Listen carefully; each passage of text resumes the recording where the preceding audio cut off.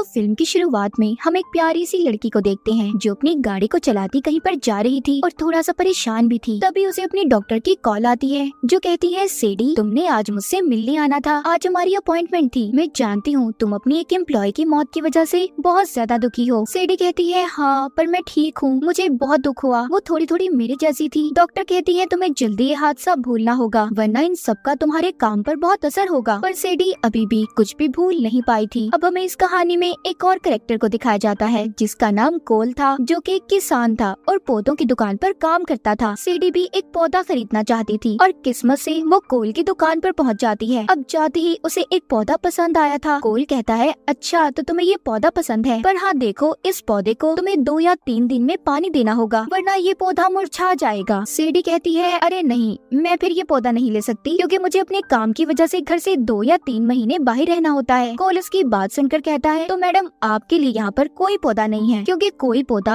अब तक ऐसा पैदा ही नहीं हुआ जो पानी के बगैर सरवाइव कर सके, चल सके। हाँ अगर आप चाहे तो ये प्लास्टिक का पौधा ले सकती हैं। उनके दरमियान में जब बहस हो रही थी तो तभी एक लेडी आती है जो इस दुकान की मालिक थी जहाँ पर कोल काम क्या करता था। उन्होंने सेडी को उसका पसंदीदा पौधा दे दिया था। अब वो लेडी कोल से कहती है, मैं तो समझी थी तुम उस लड़की का नंबर लोगे, वो कितनी प्यारी थी और तुम उल्टा उससे बहस कर रहे थे। कोल कहता है, सॉरी मैडम, मैं यहाँ पर ये काम थोड़ी करने आता हूँ। खैर वो उस लेडी के कहने पर सेडी के पास चला जाता है जो बस जाने ही वाली थी। जब वो उसकी गाड़ी के आगे आकर गाड़ी रोकता है तो जो पौधा सेडी ने इसे खरीदा था वो गिरकर टूट जाता है। अब कोल डायरेक्ट ही सेडी से पूछता है, क्या तुम मेरे साथ कॉफी पियोगी? सेडी ये सुनकर हैरान थी कि न जान पहचान फिर भी ये मेरे साथ कॉफी पीना चाहता है, पर सेडी भी मान जाती है और उसके साथ कॉफी पीने के लिए तैयार थी। ये दोनों कॉफी पीते हुए बहुत सी बातें करते हैं। सेडी अपने बारे में बताती है कि मुझे अक्सर अपने काम की वजह से घर से दूर रहना पड़ता है। कोल उसको बताता है कि मुझे भी फसलें उगाने के अलावा हिस्ट्री पढ़ने का बहुत शौक है। ये दोनों बहुत सी बातें करते हैं। सेडी कहती है, कभी भी मुझे किसी चीज से डर नहीं लगा। कोल कहता है, अच्छा तो ये बात है, चलो वो सीढ़ियाँ देख रही हो, मेरे साथ रेस लगाओ, अगर तुम हार गई तो तुम्हें बताना होगा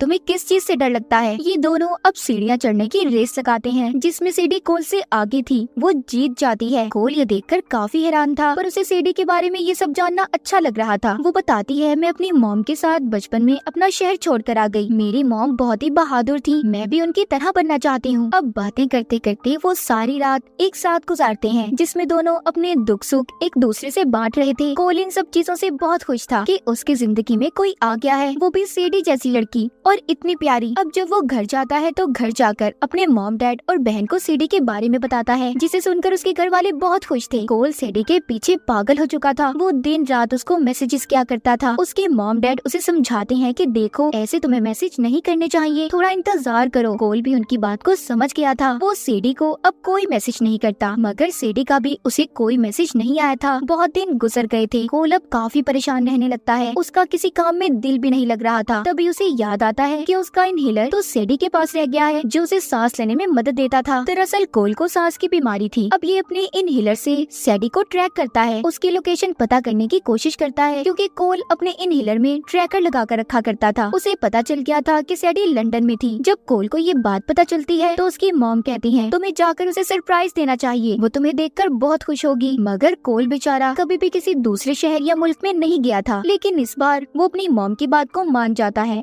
और लंदन में पहुंच गया था। अब जब वो एयरपोर्ट पर उतरता है तो उसे कुछ आदमी पकड़कर ले जाते हैं और टैक्समैन के नाम से पुकार रहे थे। वो बेहोश करके कोल को अपने साथ ले गए थे। अब जब कोल को होश आता है तो वो आदमी कहता है, पहले तुमने हमारे एक आदमी को मार दिया, फिर हमारा सामान चुराया और अब पासपोर्ट, पता नहीं तुम हमारे बॉस के पीछे क्यों पड़े हो।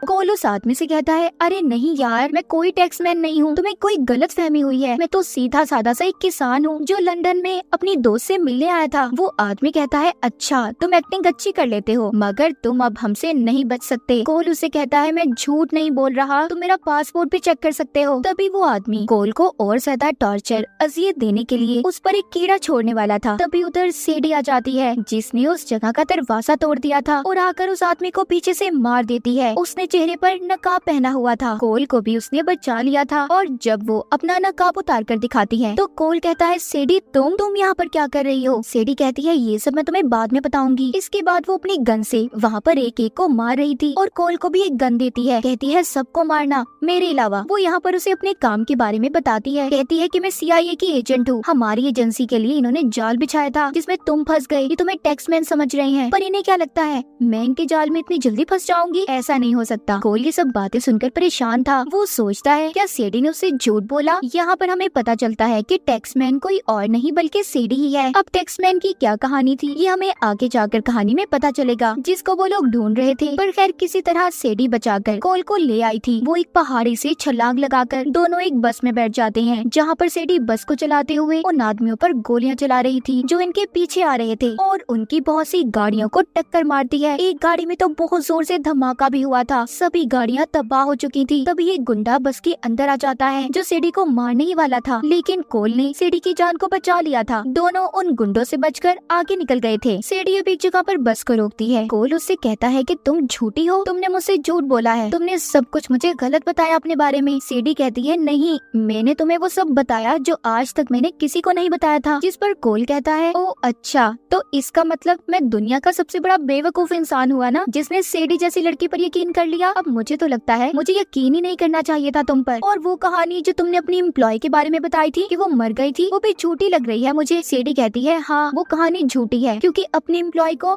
मैंने खुद मारा था। वो उन लोगों से मिली हुई थी जो मेरे दुश्मन है, उसने मुझे धोखा दिया था। कोल अब यहाँ से वापस जाना चाहता था। सेडी कहती है नहीं, अब तुम नहीं जा सकते क्योंकि वो लोग जो मेरे दुश्मन है तुम्हें टैक्समैन समझते हैं, तुम्हें मेरे साथ चलना होगा। सेडी कोल को लेकर पाकिस्तान के खैबर पास आ गई थी। वहाँ पर इन्हें एक आदमी से मिलना था। अब वो आदमी सेडी को बताता है कि जिन लोगों ने तुम्हें पकड़ा था उन्होंने ही हैशटैग को चुराया है जो एक बायोकेमिकल हथियार है और बहुत खतरनाक भी, और अगर गलत आदमी के हाथ में आ गया तो बहुत कुछ तबाह हो जाएगा और वो काम सिर्फ एक ही आदमी करवा सकता है जिसका नाम लेविक है। अब वो आदमी लेविक की सारी कहानी बताता है। यहाँ पर हमें लेविक के बारे में पता चलता है कि वो एक फ्रांस की खुफिया एजेंसी के लिए काम करता था और फिर बाद में उसने खुद के लिए काम करना शुरू कर दिया जिसमें हथियारों की खरीदो फरोख्त और कत्ल जैसी चीजें आम बात थी। वो आदमी सेडी को लेविक के बारे में सब कुछ बताकर कहता है अगर तुम उसको पकड़ना चाहती हो तो जरा ध्यान से, वो बहुत ही खतरनाक आदमी है। अब जब वो आदमी सेडी से बातें कर रहा था तो सेडी कहती है कि मुझे तुम्हारी मदद की जरूरत है, मुझे तुम्हारे कुछ आदमी चाहिए। तभी उस आदमी को पीछे से आकर कोई लाल शर्ट वाला आदमी मार देता है और कोलो सेडी को अपने साथ जाने का कहता है। तभी एक और आदमी पीछे से आकर लाल शर्ट वाले आदमी को मार देता है। अब वो आदमी इन दोनों को अपने साथ ले जाने की कोशिश करता है। तभी एक और आदमी आ जाता है और पहले वाले आदमी को मार देता है। अब लाल शर्ट वाला फिर से इनको पकड़ लेता है। ये सब कुछ इस वजह से हो रहा था क्योंकि लेविक ने कोल के सर पर टैक्समैन समझकर बहुत बड़ा इनाम रखा था। टैक्समैन CIA की खुफिया एजेंसी के लिए काम किया करता था और उसको उस बायोकेमिकल हथियार का पासकोड भी पता था। अब खैर किस तरह ये बचकर वहाँ से निकल गए थे। गाड़ी में जाते हुए सेडी कोल को बताती है हैशटैग दरअसल एक बहुत ही खतरनाक हथियार है जिसका पासकोड सिर्फ मेरी एम्प्लॉय को पता था। वो इस बारे में लेविक को बताना चाहती थी पर इससे पहले वो बताती मैंने उसे मार दिया और उस पासकोड को भी खत्म कर दिया। अगर लेविक ने उस पासकोड से हथियार को खोल दिया तो वो उसे बहुत से गलत कामों में इस्तेमाल करेगा। इतना बताकर सेडी कोल को बेहोश कर देती है। उधर लेविक ने कोल के सर पर भारी रकम का इनाम रख दिया था। अब सेडी प्लान बनाकर कोल को बांध कर लेविक के पास ले आई थी। कर कहता है ओ तो तुम टैक्समैन हो, मैं तुम्हारी हालत देखकर समझ सकता हूँ। एक वक्त में मैं भी CIA के लिए काम करता था। जब उनका काम निकल जाता है ना तो CIA वाले ऐसे ही अपने आदमियों को छोड़ देते हैं। मेरे साथ भी सब कुछ ऐसे ही हुआ था। खैर छोड़ो, मुझे जल्दी से पासकोड बताओ। वहीं पर सेडी लेविक से कहती है जब तक तुम मुझे मेरे इनाम के पैसे नहीं दोगे तब तक मैं इस पर नजर रखती हूँ। और इस तरह सेडी भी कोल के साथ लेविक के प्लेन में आ गई थी। मगर जल्दी लेविक के आदमियों को पता चल जाता है कि कोल और सेडी आपस में मिले हुए हैं और इस वजह से प्लेन में ही लड़ाई हो जाती है। सेडी बहुत ही बहादुरी से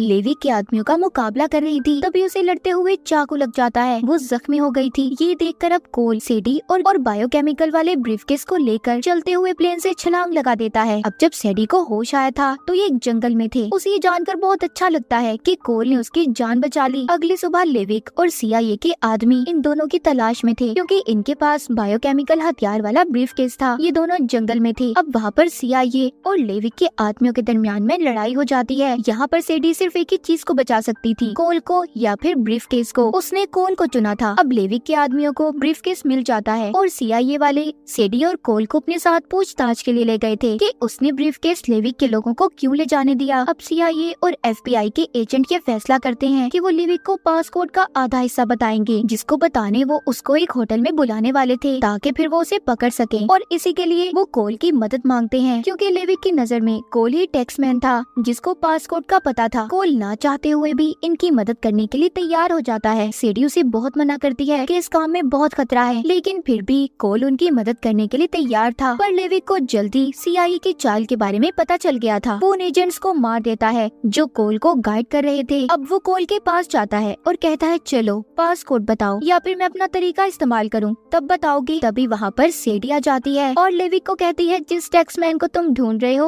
वो मैं हूँ। लेविक को पता चल गया था कि असल टैक्समैन सेडी है। वहाँ पर सेडी ने असल लीडर को भी बुला लिया था। लेविक जिनके लिए काम क्या करता था, जिनका पहले लेविक एजेंट था, सेडी लीडर को पासपोर्ट बता देती है और जिसके बदले में उन्होंने सेडी के अकाउंट में बहुत से पैसों को ट्रांसफर कर दिया था। लेविक को ये देखकर बहुत गुस्सा आता है। वो सेडी को गन दिखाकर कहता है मैं तुम्हें मार दूंगा, तुमने मेरे साथ अच्छा नहीं किया, इतना बड़ा धोखा। तभी सेडी उस होटल में जोर से बोलती है कि लेविक के ऊपर बहुत बड़ा इनाम रखा है। इतना सुनकर वहाँ पर जितने भी लोग थे लेविक के पीछे पड़ गए थे और वहाँ पर इसी वजह से लड़ाई हो जाती है। लेविक के लोग ब्रीफकेस को लेना चाहते थे, जबकि दूसरे लोग वहाँ पर लेविक को पकड़ रहे थे। कोल लेविक के आदमियों को मार रहा था, उधर लेविक सेडी को मारने ही वाला था। तभी कोल आ जाता है, उसने आकर सेडी को बचा लिया था और सेडी लेविक को मार देती है। जिस बिल्डिंग में वो थे वो बहुत ऊंचाई पर थी, जिस वजह से लेविक नीचे गिरकर मर गया था। इस लड़ाई में लीडर भी मर जाता है। कोल और सेडी ने उस बायोकेमिकल हथियार को भी बचा लिया था। कहानी के आखिर में हमें कोल और सेडी को दिखाया जाता है जो एक साथ बैठकर अपने फैमिली के साथ खाना खा रहे थे और फिर जिसके बाद हंसी खुशी जिंदगी गुजारने लगे थे। और इसी हैप्पी एंडिंग के साथ इस मूवी की कहानी यहीं पर खत्म हो जाती है।